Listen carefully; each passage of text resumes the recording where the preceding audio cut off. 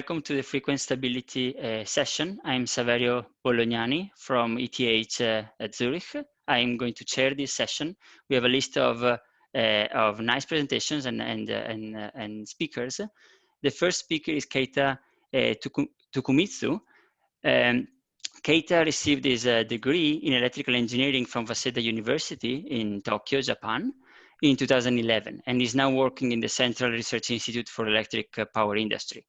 His research currently is load frequency control and modeling of power plant dynamics for frequency stability analysis. He's going to present his talk about analysis and improvement of cross-regional cooperation for automatic control restoration reserves. Keita, it's a pleasure to have you here. Please, the stage is yours. Okay, thank you, Mr. Chairperson, for your kind introduction. Okay, I will share the slide. Okay. Can you see the slide? Yes, thank you. Okay, I will start.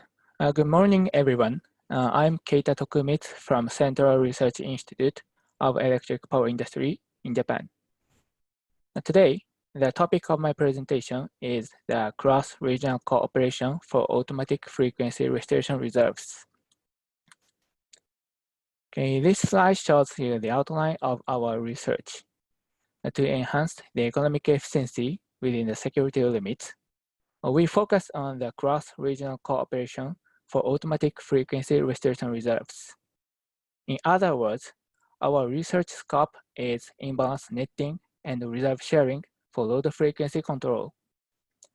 In this study, we developed the AFFR cooperation method to reduce both the frequency fluctuations and AFFR activations. Specifically, the proposed method is the combination of the area control error netting and AFR demand netting. Okay, now I'd like to talk about background and purpose of our research. In Japan, a balancing market will be established in 2021. Therefore, AFFR cooperation between TSOs is under discussion and will be start moving forward. Cross-regional AFFR cooperation is conducted through the imbalance netting and AFFR sharing. In this study, we focus on the imbalance netting. Currently, different imbalance netting methods are used in the US and Europe. Specifically, the area control error netting is used in North America, and the AFFR demand netting is used in Germany. However, characteristics of those methods haven't yet been compared, and more sophisticated methods haven't yet been proposed. Therefore, the aim of this study is 2 points. First, to clarify the merits and demerits of the AC netting and AFFR demand netting. Second, to develop a better netting method.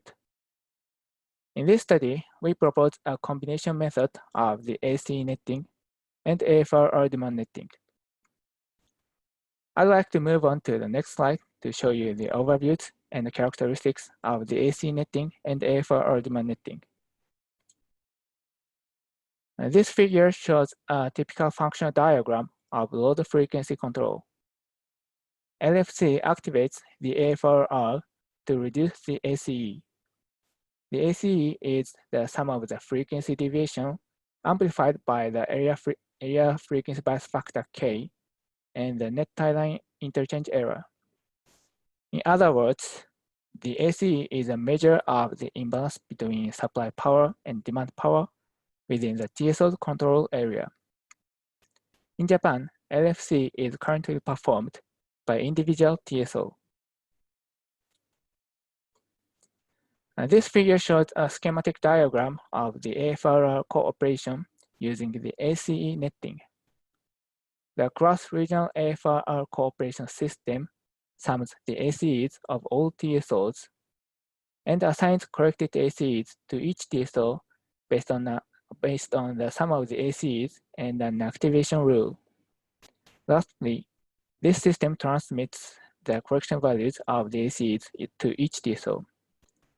Consequently, Each TSO controls the AFRRs to reduce the corrected ACEs, which are the sum of the ACEs and the correction values. And this figure shows a schematic diagram of the AFR cooperation using the AFRR demand netting. Here, the AFRR demand is sum of the ACE and AFRR activations, which means that the AFRR demand is the open loop imbalance. This system is similar to that using the AC netting. The main difference is the netting target. In the cross-regional AFR cooperation system, the sum of the AFR demands of all TSOs is allocated to each TSO. Then, the correction values of the ACEs are transmitted to each TSO so that AFR activation volumes become the allocated AFR demands. Each TSO controls the AFRRs to reduce the corrected ACE. In other words, the AFRRs are controlled to become allocated AFR demands. In the next slide, I'd like to describe the characteristics of both netting methods. This figure shows an example of the AFR activations using the AC netting in two control areas. The black line shows the disturbance. The red one shows the AFR activation, and the orange part shows the ACE without correction. In this example, AFR cooperation is run at T1, which means that the correction values of the ACEs are transmitted to each TSO at that time. At T1, the ACE of area A is 40, and that of area B is 0. So the sum of the ACEs is 40. In this example, since the allocation ratio of the sum of the ACEs is 1:1, the assigned ACE to each TSO is 20. And therefore, both AFRRs of area A and B are increased to reduce the assigned ACE after T1. In other words, both AFRRs are increased to reduce the sum of the ACEs. As a result, frequency fluctuations can be reduced more efficiently than without AFR cooperation. This is a merit of the AC netting. However, the opposing AFR activations between two control areas could be left when using the AC netting. In this example, the positive AFR activation is left in area A, and the negative AFR activation is left in area B. Therefore, the reduction effect of the AFR activations is limited. This is a demerit of the AC netting. This figure shows an example of the AFR activations using the AFRR demand netting in two control areas. At T1, the AFRR demand of area A is 100, and that of area B is -60. So the sum of the AFRR demands is 40. In this example, since the allocation ratio of the sum of the AFRR demands is 1:1, both AFRRs of area A and B are activated to become 20 after T1. Consequently, the positive AFR activations are left in both areas in this example. In other words, the AFR demand netting can avoid the occurrence of opposing AFR activations between TSO control area. And therefore, the AFR activations can be reduced more efficiently than the AC netting. This is a merit of the AFR demand netting. However, as you can see from this figure, the AFRRs are activated in opposite direction simultaneously after T1. The AFRR of area A is decreased, and that of area B is increased. As a result, the time to restore the frequency could be prolonged. This is a demerit of the AFR demand netting. So far, I have shown the merits and demerits of the AC netting and AFR demand netting. To utilize the merits and compensate for the demerits of the two netting methods, we propose a combination method of the AC netting and AFR demand netting. The proposed method can realize both high frequency quality and less AFFR activations.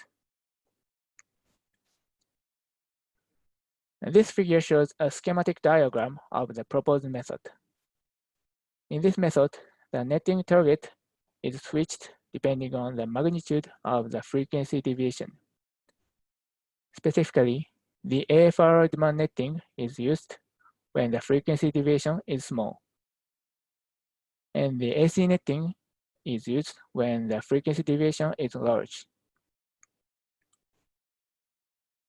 The switch of the netting method has a hysteresis characteristics to prevent hunting. In this study, the on-switch value is 0.05 Hz, and the off-switch value is 0.02 Hz. Here, on means using the AC netting, and off means using the AFR demand netting. We determine these values based on the results of the sensitivity analysis. In the next slide, I'd like to show you the case studies. We perform the time domain simulations to demonstrate the merits and demerits of the AC netting and AFR demand netting, and also to verify the proposed method. The simulations were run in MATLAB and Simulink, and we used the two-area Thailand model shown in this figure.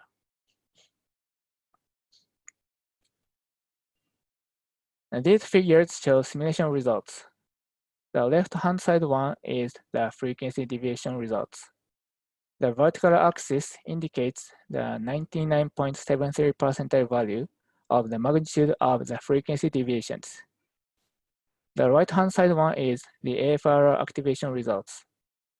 The vertical axis indicates the sum of the AFR activation energies of the two control areas. The gray bar shows the result of without AFR cooperation. The blue one shows the AC netting.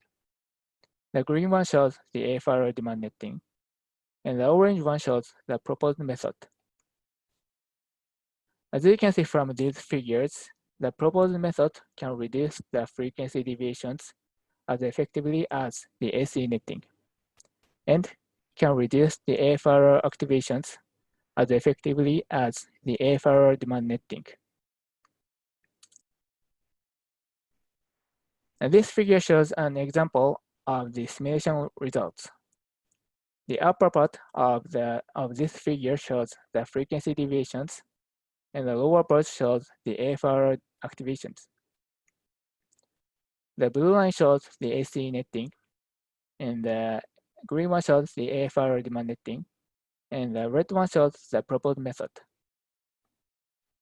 In the yellow frame, we can see that the AFRR using the proposed method is activated like using the AC netting. The red line is similar to the blue line. In other words, the netting method is switched from the AFR demand netting to the AC netting. As a result, the proposed method can mitigate the large frequency deviation. Okay, I'd like to conclude my presentation by summarizing 2 points. The first point was to clarify the characteristics of the AC netting and AFR demand netting. The AC netting could mitigate the frequency fluctuations, and the AFR demand netting could reduce the AFR activations. The second point was to propose the combination method of the AC netting and AFR demand netting. The proposed method could reduce both the frequency fluctuations and AFR activations effectively. In our future work, we'll verify the proposed method in a large power system, and we'll conduct more sensitivity analysis on the switching value of the two netting methods. Thank you. Thank you very much for your presentation. Very interesting presentation. We have a few minutes for questions. Speakers can just unmute themselves and ask questions if they have any, and all participants are welcome to use the question and answer panel at the bottom of the Zoom interface to type a question or raise their hand if they want me to unmute them and ask the question in person.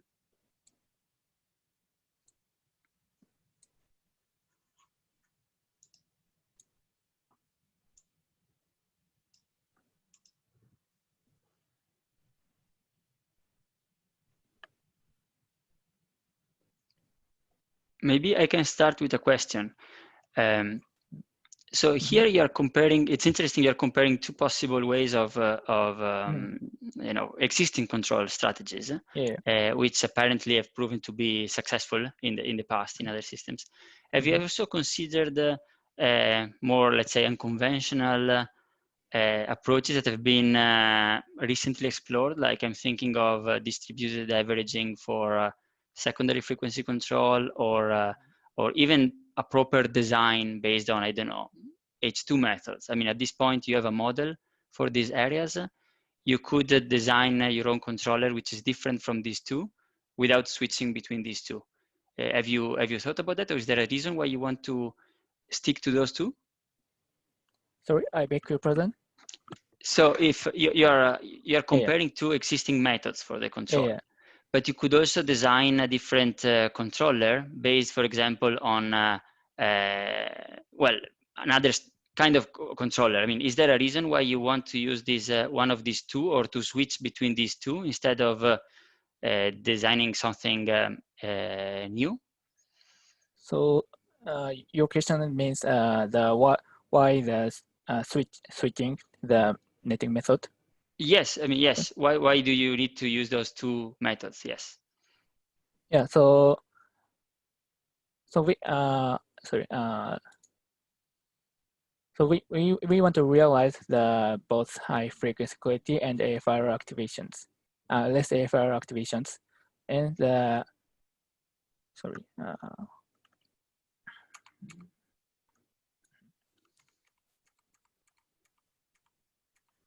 so the existing netting methods have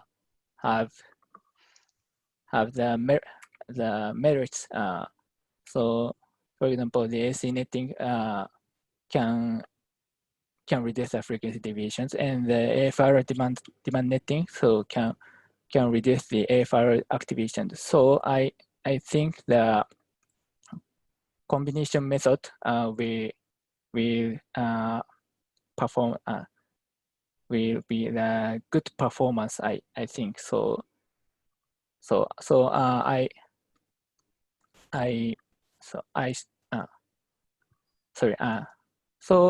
I use the switching method of the two netting methods. I see. Okay, thank you. There are two questions. Can you see the question and answer panel from your side? There are two questions. We have maybe a minute to answer them. Do you want to try? Sorry? Can you see the questions? There's one question by Huizu. Do you have quantified total frequency deviations? Okay. Yeah. Q&A system?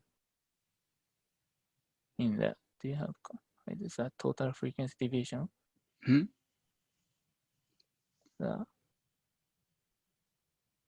So the question, so that it stays also in the recording, is: do you have quantified total frequency deviation for the three methods under comparison? Yeah. Sorry. Wait a minute.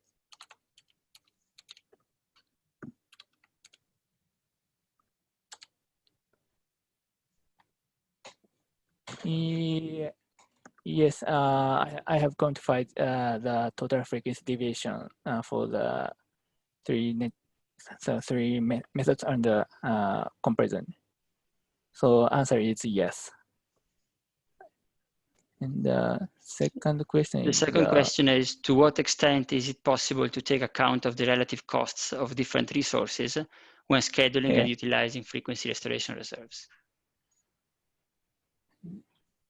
Frequency restoration reserves. So in this study, so we we didn't consider the cost for the merit order. So yeah. So in our future work, we will consider the cost frequency control costs within the frequency restriction in the frequency restriction results. I'm sorry. So I cannot answer this question now. Thank you very much for addressing questions and for your nice presentation. Thank you.